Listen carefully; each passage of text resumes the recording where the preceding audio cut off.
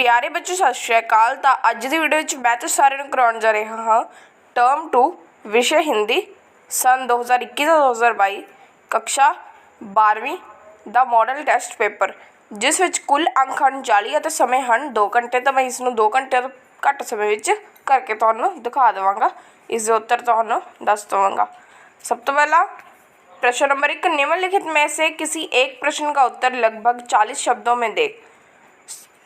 जो ऊपर वाला प्रश्न है वो है बिहारी पाठ के अनुसार बिहारी के भक्ति परक दोहों की विशेषताएं अपने शब्दों में लिखें। तो इसका उत्तर है बिहारी के भक्ति परक दोहों में राधा वल्लभ संप्रदाय का अनुकरण करते हुए सत्सई के आरंभ में राधा जी की स्तुति की है। दूसरी सत्सी में अधिकांश दोहे श्रृंगारपरक है। अत कवि ने श्रृंगार रस के मुख्य प्रवर्तक श्री कृष्ण और राधा की युगल मूर्ति की स्तुति की है। अथवा इसकी जगह पर हम एक और कर सकते हैं, कच्चे रंग कविता का भाव स्पष्ट करें। सो इसका उत्तर है प्रस्तुत कविता में भौतिकवादी संसार के बदलते परिवेश की स्थिति को स्पष्ट करने का प्रयास किया गया है। कवयित्री को अफसोस है कि अतीत से तो वह पूरी तरह कट चुकी है और फिक्र है कि कहीं उसका भविष्य भी वर्तमान में से कट ना जाए, कहीं उसकी अपनी बेटी भी इस संवेदन शून्य वातावरण में हताश होकर लौट न जाए। आगे प्रश्न नंबर 2, निम्नलिखित में से किन्हीं दो प्रश्नों के उत्तर लगभग 60 शब्दों में दे। को है सबसे पहले जफरनामा के बारे में आप क्या जानते हो? गुरु गोविंद सिंह जी निबंध के आधार पर लिखो। तो इसका उत्तर है गुरु जी ने दीना नामक गांव से मुगल बादशाह औरंगजेब की फारसी में एक पत्र लिखा जिसे जफरनामा कहते हैं। यह गुरु जी की एक उत्कृष्ट एवं विख्यात कविता है।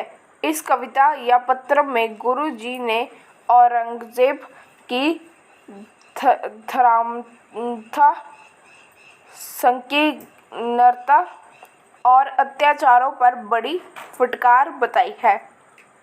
आगे है ख, कमला के माँ बाप ने लड़की के पैदा होने पर उसे कैसे सांत्वना दी? उपेक्षिता कहानी के आधार पर उत्तर दें। तो इसका उत्तर है कमला के पिता ने लेखक को सांत्वना देते हुए कहा कि बड़े खुशकिस्मत हो जो तुम्हारी पहली संतान बेटी है। लड़कियां ही माँ बाप को सुख देने वाली होती हैं। कमला ने जितना सुख हमें दिया है बस मैं ही जानता हूँ। और साथ ही पंजाबी की एक लोकगीति भी सुना दी जिसका अर्थ था कि यदि तू अपना सुख चाहता है तो तेरी पहली संतान लड़की हो। आगे है ग प्रश्न है सिरचन किस बात से नाराज होकर काम छोड़कर चला जाता है? तो इसका उत्तर है एक दिन सिरचन लेखक की बहन के लिए शीतल पार्टी और चीक बना रहा था कि एक दिन मानू ने उसे पान का बीड़ा दिया। पान खाते समय सिरचन ने चाची से गम कोगा जर्दा मांग लिया। इस पर चाची भड़क उठी। उसने सिरचन को भला बुरा कहा। यह सुनकर सिरचन के हृदय को ठोस लगी। वह अधूरा काम छोड़कर अपनी छुरी हंसियाँ उठाकर वहाँ से चला गया। आगे प्रश्न नंबर 4, निम्नलिखित में ये इसका उत्तर देना है 80 शब्दों में। आधुनिक काल की राजनीतिक परिस्थितियाँ का वर्णन कीजिए। तो इसका उत्तर है राजनीतिक परिस्थितियाँ भारत में व्यापार के लिए I trust east India company ने धीरे धीरे यहाँ का शासन अपने हाथों में ले लिया। सन 1857 की जन क्रांति की असफलता से कंपनी शासन विक्टोरिया शासन में बदल गया और मुगल साम्राज्य का अनंत हो गया। सन 1885 में इंडियन नेशनल कांग्रेस की स्थापना हुई। सन 1905 में बंगाल का विभाजन हुआ। अंग्रेजी शासन के विरुद्ध जनता का आक्रोश बढ़ने लगा। अप्रैल 1919 में जलियांवाला बाग के नरसंहार के बाद इस आक्रोश की आग में घी डलने का काम किया। लाला लाजपत राय की हत्या और सरदार भगत सिंह और उसके साथियों को फांसी दिए जाने की घटनाएं ने स्वतंत्रता प्राप्ति की भावना को और तेज कर दिया। अंग्रेजों ने फूट डालो और राज करो की नीति के अंतर्गत हिंदू मुसलमानों को आपस में लड़वाने का काम किया। अंग्रेजों ने देश को जातियों में बांटकर अपना स्वार्थ सिद्ध किया। महात्मा गांधी के अहिंसावाद, क्रांतिकारी सुभाष बाबू और शहीदों के बलिदान के फलस्वरूप भारत को 15 अगस्त 1947 में स्वतंत्रता प्राप्त हुई, किंतु देश का एक बड़ा भाग पाकिस्तान के रूप में देश से काट दिया गया।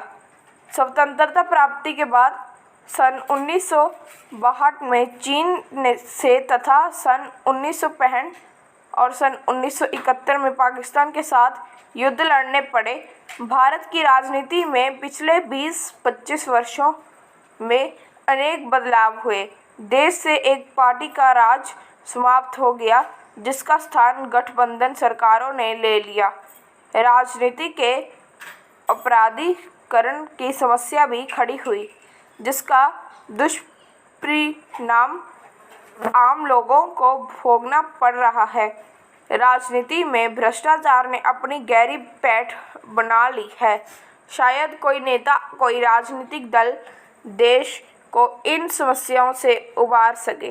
प्रश्न नंबर 5, निम्नलिखित में से किसी एक अलंकार की परिभाषा एवं उदाहरण लिखिए। क, अनुप्रास। देखिए, सबसे पहले अनुप्रास अलंकार की परिभाषा और उदाहरण लिखे। सबसे पहले लक्षण, जहाँ व्यंजनों की बार बार आवृत्ति के कारण चमत्कार उत्पन्न हो, वहाँ अनुप्रास अलंकार होता है। उदाहरण, चारु चंद्र की चंचल किरणों खेल रही थी तथा जल थल में।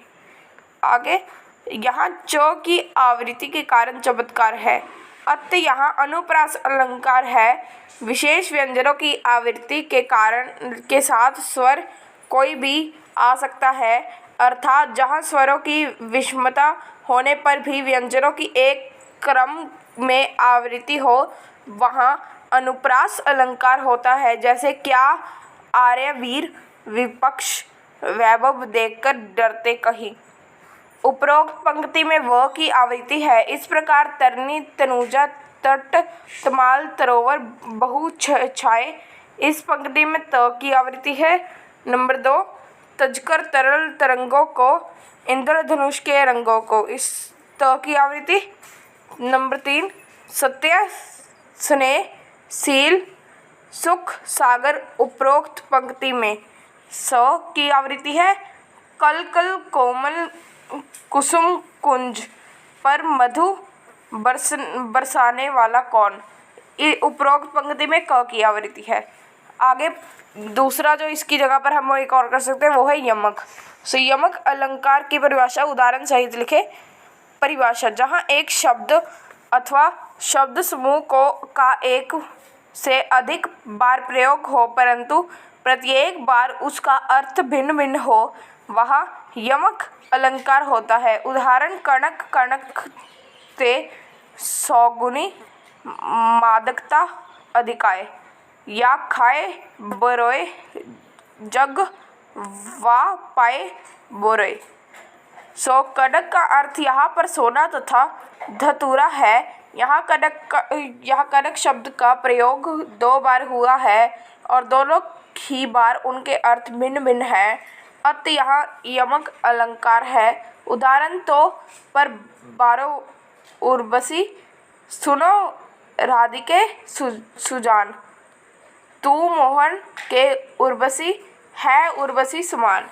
उर्वशी शब्द का प्रयोग 3 बार हुआ है।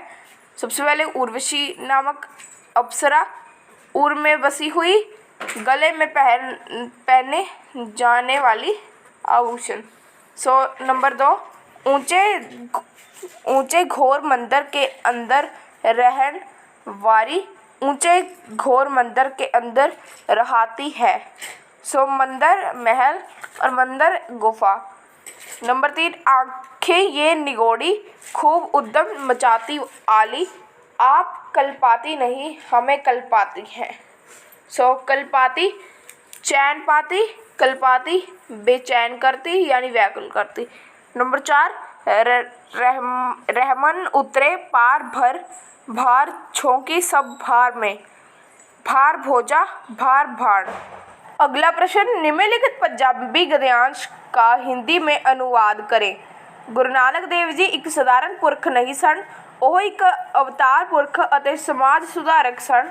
ਉਹ ਏਕਤਾ, ਸਮਾਨਤਾ, ਪ੍ਰੇਮ, ਸੱਚਾਈ ਅਤੇ ਸ਼ਾਂਤੀ ਦੇ ਪ੍ਰਤੀਕ ਸਨ। ਤਾਂ ਦੇਖੋ ਇਸ ਦਾ ਕੀ ਆਵੇਗਾ। सब तो मैंने नीचे लिखे हुआ है, गुरु नानक देव जी एक साधारण व्यक्ति नहीं थे, वे एक अवतार पुरुष और समाज सुधारक थे।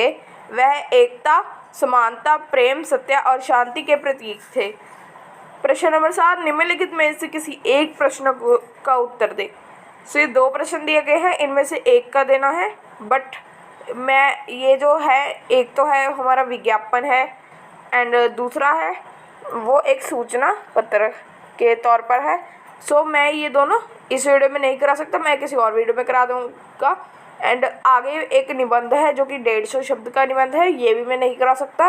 प्रश्न नंबर 9 है सुंदर लिखाई। अगर आपने पूरे पेपर में सुंदर लिखाई की होगी सो आपको मिलेंगे 2 एक्स्ट्रा मार्क्स इस प्रश्न के।